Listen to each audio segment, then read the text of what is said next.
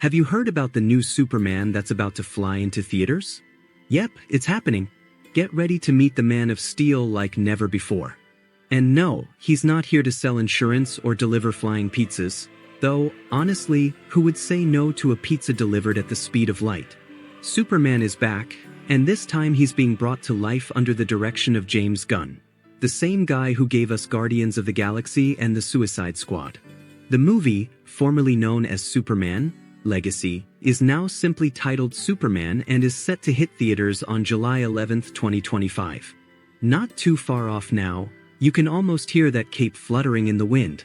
But wait, before you roll your eyes and think, ugh, another reboot? Hold on. This one's a little different. James Gunn says the story will be more emotional, more grounded, and more human. It's not another origin story, thank Krypton.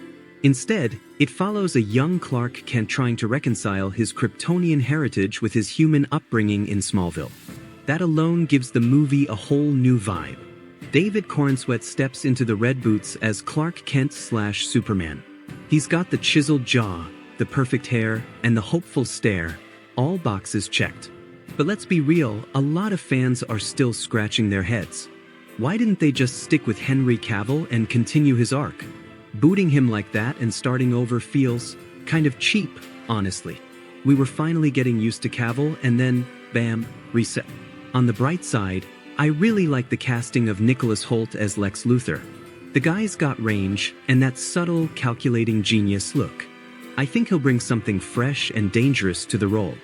Lois Lane is played by Rachel Brosnahan, and that's another strong choice. She's sharp, witty, and definitely has the energy to hold her own next to Superman.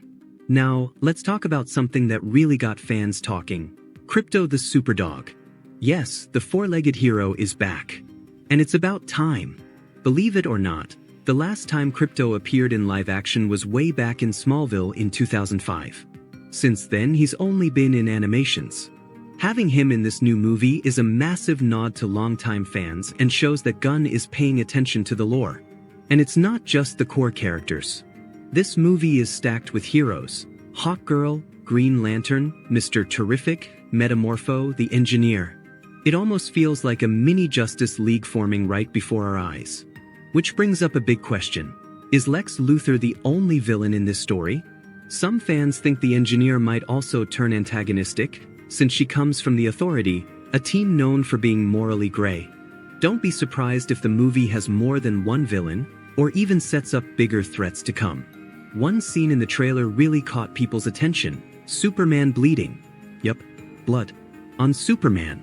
That's a huge deal because, as most fans know, Superman almost never bleeds unless something very serious is happening. It's a visual cue that this version of Clark might be more physically vulnerable. Combine that with his emotional struggles, and we might be getting one of the most human Supermen yet. The film's budget is reportedly around $200 million, which is pretty standard for superhero blockbusters these days. It's being filmed in places like Atlanta, Cleveland, and even Norway, so expect some visually stunning backdrops for all the action scenes. And don't forget, this movie isn't just a standalone reboot. It's the official launch of the new DC Universe, or DCU, spearheaded by Gunn and producer Peter Safran. The first chapter is called Gods and Monsters, and Superman is its cornerstone. This isn't just another movie, it's the start of something much bigger. Think of it like Iron Man was for the MCU. High stakes, big expectations. So what can we expect? Maybe a post-credits scene teasing Batman, Brainiac, Lobo, or even Darkseid.